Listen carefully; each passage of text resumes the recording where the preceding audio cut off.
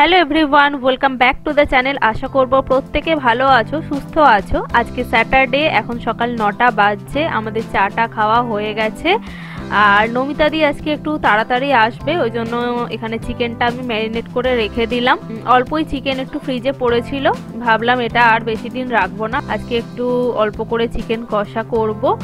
আর কুট্টুস একটু আগে ঘুম থেকে উঠলো, হাতে বিস্কুট নিয়েই দেখো বসে পড়েছে পটিতে। তোমরা অনেকেই আমাকে জিজ্ঞাসা করছিলে যে কুট্টুস হিসু পটির কথা বলতে পারে কিনা। হ্যাঁ, ও বলতে পারে, কিন্তু ওর টাইমটা এখনো ঠিক বুঝতে পারে না। মানে হিসু হয়ে গেলে তারপরে শি শি বলে, বা অনেক সময় শি করে আমাকে ডাকছে যে মা মা শি শি, তখন দেখছি হয়তো অলরেডি ওর শি হয়েই গেছে। আবার অনেক সময় পটি পটি করে, পটি করে তারপরে বলে যে পটি পটি মা পটি, তখন দেখছি পটি অলরেডি হয়েই গেছে। তো মানে এখনো প্রপার সেইভাবে বলতে পারে না, টাইমটা এখনো ঠিকভাবে বুঝতে পারে না। গান শুরু করেছে সে এখন। পটিটা কি করবে? পটিটা পটি করো, চালাই। পটি না করলে এসো আমাদের আসবো।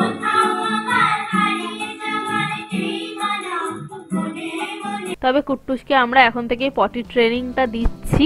প্রত্যেক দিন সকালে ঘুম থেকে উঠে একবার করে পটিতে বসাই, সে পটি হোক আর নাই হোক, যাতে ওর অভ্যাসটা হয়। তো প্রথম দিকে একদম বসতে চাইছিল না, তো রোজ রোজ ট্রাই করতে করতে এখন দেখি পটিতে বসছে। আমি অনেকের কাছেই শুনেছি 8 মাস কি 1 বছরের পর থেকে বাচ্চাদের পটি ট্রেনিং দেওয়াটা শুরু করে দেয়, কিন্তু আমি অনেকবার ডাক্তারবাবুকে জিজ্ঞাসা করেছি, উনি বলেছিলেন যে কম করে 18 মাস হবে তারপর পটি ট্রেনিং দেওয়া শুরু করতে। কি করেছিস ভেতরে ওর দেখি? কি করেছে? সি বলছে। কি করেছে?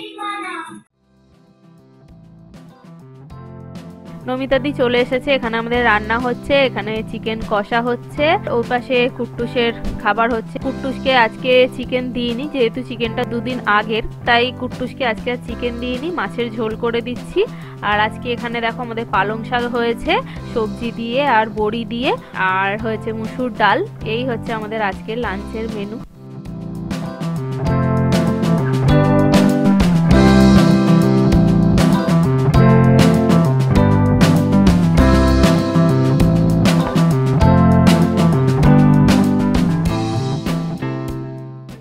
সাড়ে 12টা বাজছে। নমিতাদি রুমাদি দুজনেই তাড়াতাড়ি কাজে এসেছিল, কাজ করতে করতে আমাকে বলছে যে জল নেই, পাম্পে মনে হয় জল নেই, জলটা চালিয়ে এসো। নিচে গেলাম, আমাদের যে সিকিউরিটি আছে সেই চালায়, কিন্তু আজকে মনে হয় খেয়াল করেনি, চালিয়ে দিয়েছে, জল যে উঠছে না সেটা খেয়াল করেনি।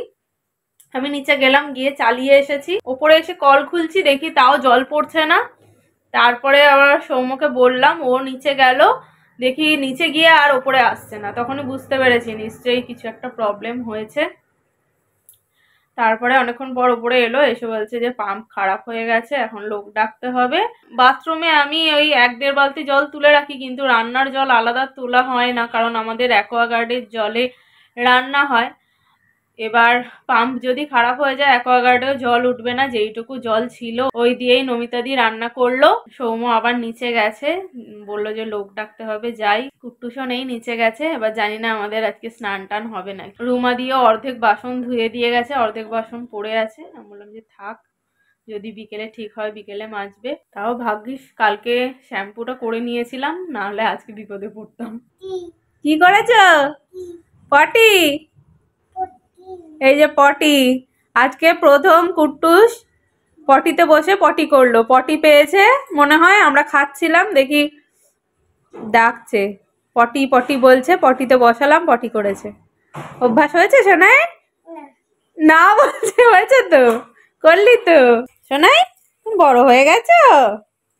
হ্যাঁ, ওরে বাবা রে, বড় হয়ে গেছে কুট্টুস, কুট্টুস বড় হয়ে গেছে।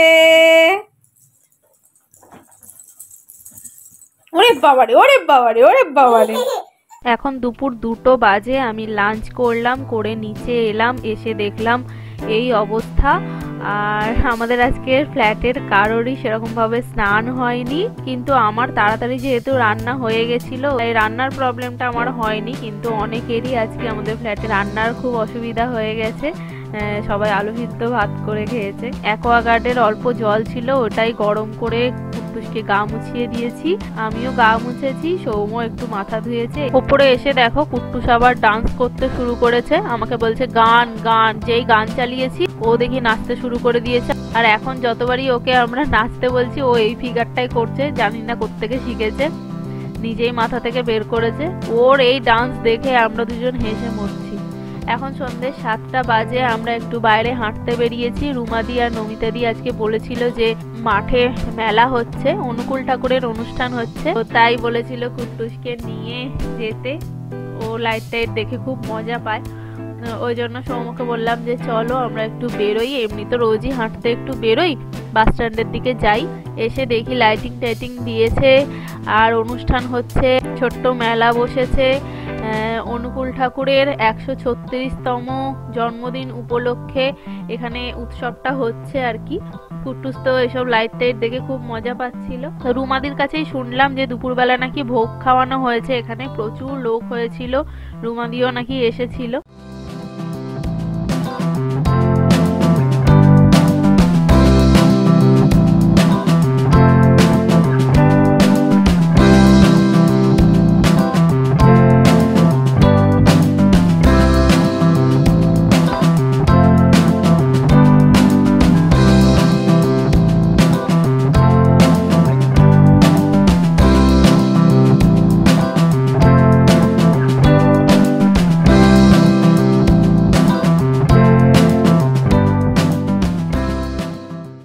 এই যে সাইডে দোকানপাট বসেছে, এখানে এই ফুলগুলো দেখছিলাম, ফুলগুলো বেশ ভালো লাগছিল। সৌম্য বলছিল যে পছন্দ হলে নিয়ে নাও, কিন্তু আমি নিলাম না একটাই কারণে, আমাদের ফ্ল্যাটে একেই জায়গা কম, রাখার জায়গা নেই, আর এগুলোতে প্রচুর ধুলো পড়ে, পরিষ্কার করতে করতে মাথা খারাপ হয়ে যায়। আর যদি পরিষ্কার না করা হয় তখন আবার দেখতে খুব খারাপ লাগে। 20 টাকা করে পিস বলছিল, আর স্ট্যান্ডগুলো ওই 150-200 টাকা করে দাম বলছিল। তো ফুল আর কিনিনি, পাশ থেকে কুট্টুসের জন্য একটা ছোট গাড়ি কিনলাম, কিনে আমরা একটু অনুষ্ঠান দেখছিলাম, দেখে বাড়ি চলে এলাম।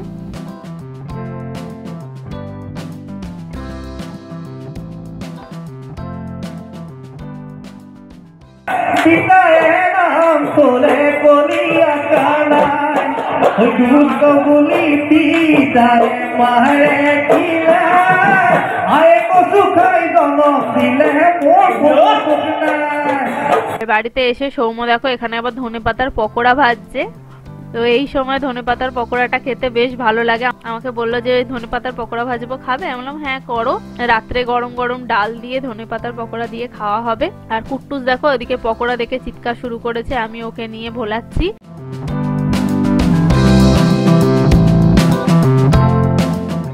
9:30 বেজে গেছে, কুট্টুসের জন্য এখানে ডিনার রেডি করছি। কুট্টুসকে আজকে প্রথমবার দুধ দিয়ে ভাত দিয়েছি।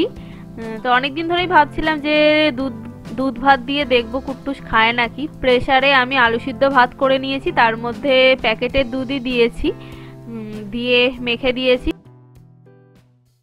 কি খাবে বাবা? পায়েস বলছে।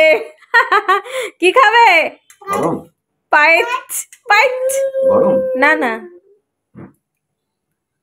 আজকে প্রথমবার কুট্টুসকে দুধ ভাত খাওয়াচ্ছি। আমার সন্তান যেন থাকে দুধে ভাতে, তাই না? ঈশ্বরী পাটুনি ভালো। তো চলো আজকের এই ভিডিওটাকে এখানেই এন্ড করছি, তোমাদের সাথে নেক্সট ভিডিওতে দেখা হচ্ছে। আজকের মতন এখানেই টাটা, গুড নাইট।